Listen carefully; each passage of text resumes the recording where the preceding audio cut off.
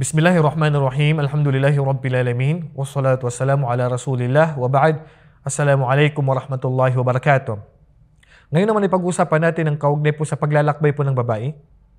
Ang babae po sa Islam ay ang original, tulad ng natatalakay natin noon pa, na bawal siyang lumabas ng bahay. So paano lang kayo pag maglalakbay ng malayo? Pupunta ka, halimbawa, from Cotabato, pupunta ng Davao, from Pilipinas, pupunta ng ibang bansa para mag-abroad. Yan po ay mahigpit pong ipinagbabawal ng Islam. Sabi ng Propeta sallallahu alaihi wasallam, la yahillu limra'atin tu'minu billah wal yawmil akhir an tusafira masirata yawmin illa wa ma'adi mahramin. Hindi pwede sa babae na nananampalataya sa Allah subhanahu wa ta'ala at nainiwala sa araw ng paghuhukom na siya ay maglalakbay na ang layo ay isang araw maliban kasama niya ang kanyang mahram. Sa ibang hadith, la yahillu limra'atin tu'minu billahi wal yawmil akhir an tusafira illa wa ma'adi mahramin. Hindi pwede sa babae na nananampalataya sa Allah subhanahu wa ta'ala at nainiwala sa araw ng paghukom na siya po ay maglalakbay maliban may kasama siyang mahram. So sa mga kababaihan, bawal po kayo maglakbay. Pati ngayon paglalakbay mo papuntang Makkah para magsagawa ng Umrah, para magsagawa ng Hajj. Ang ilan sa mga ulama, pinagbawal nila ito sa inyo. Kahit ang ilan ay pinahintulutan nila kung may kasama kang grupo ng mga kababaihan, ibig sabihin, mayroon pa rin sa mga ulamang nagsabi na hindi ka pa rin naobligahan na mag-umrah. Hindi ka pa rin nag-obligahan na mag-hajj kung wala kang mahram sa paglalakbay mo. Kailangan talaga kasabay mo ang mahram mo, may hatid ka na sa lugar na pupuntahan mo, pwede na siyang umalis pag naihatid ka na. O kung doon ka naman nagtatrabaho, ihatid ka niya. Pero wala pong connection dito yung kita ninyo. Kung kayo po ay abroad, kasi may mga narinig tayo na bawal din po daw po yung kinita, haram din daw po yung kinita po ng mga kapatid natin ng mga OFW, ng mga abroad dahil sila po ay naglakbay sa ibang bansa. Hindi po. Ang bawal lang po dito ang inyong paglalakbay. Diyan po kayo mahigpit na pinagbawalan po ng Islam na maglalakbay kayo na hindi niyo po kasama ang inyong mahram. Kailangan po kasabay niyo po ang inyong mahram kung maglalakbay po kayo papuntang ibang bansa o papunta sa mga malalayong lugar.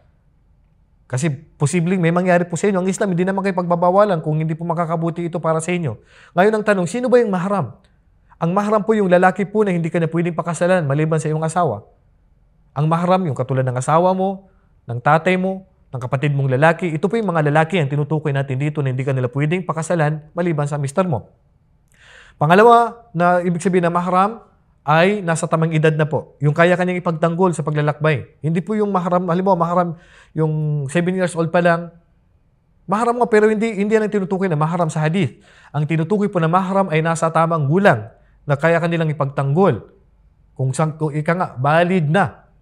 Nasa tamang gulang na, maaring 15 years old pataas, o nakitaan na siya ay balig na, siya ay ganap ng binata, na kaya kanyang ipagtanggol. Yan po yung mahram na dapat mo makasama sa paglalakbay mo. Pero kung naglakbay ka, na wala kang mahram, yung kita mo sa ibang bansa, yung hanap buhay mo, yung business mo, walang problema doon. Halal yun. Pero yung paglalakbay mo, doon ka magkakasala. Kaya sa mga kapatid natin na mga kababaihan, iwasan po na kayo po ay maglakbay sa malalayong lugar. At huwag po tayong matakot sa biyaya ng Allah subhanahu wa ta'ala. Dahil ang biyaya ng Allah subhanahu wa ta'ala, nandyan po at hindi na tayo pababayaan. Sabi nga ng Allah subhanahu wa ta'ala, wa may yatawakkal 'ala Allah fa huwa hasbuh. At sino man na mananalig sa Allah subhanahu wa ta'ala, manalig ka lang sa Allah. Matakot ka lang sa Kanya. Hindi ka na pababayaan. Magkakalubang Kanya ng Kanyang biyaya. At gustuhin mo mag-abroad.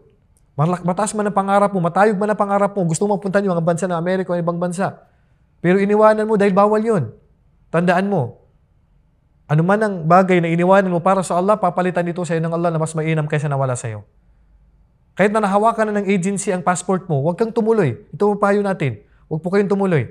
Sabi ng Propeta sallallahu alaihi wasallam, man taraka shay'an lillah, awadahu Allah khairan minhu. Ano mang iniwanan mo na bagay na para sa Allah, papalitan ito ng Allah na mas mainam kaysa nawala sa iyo. Kaya mga kapatid na mga kababaihan, hanggat maaari, kung kaya niyong iwasan talaga ang paglalakbay sa malayo, kahit paghanap buhay pa yan, mas mainam huwag kayo maglalakbay maliban kasama ninyo ang inyong mahram.